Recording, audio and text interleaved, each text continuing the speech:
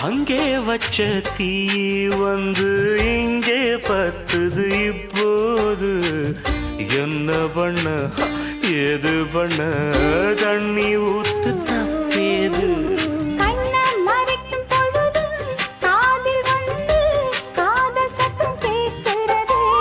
கள்ள பார்வை பார்த்து கதையை ரசிக்க கண்ணு ரெண்டும் துடிக்கிறது மனச கொஞ்சம் மட்டுப்படுத்து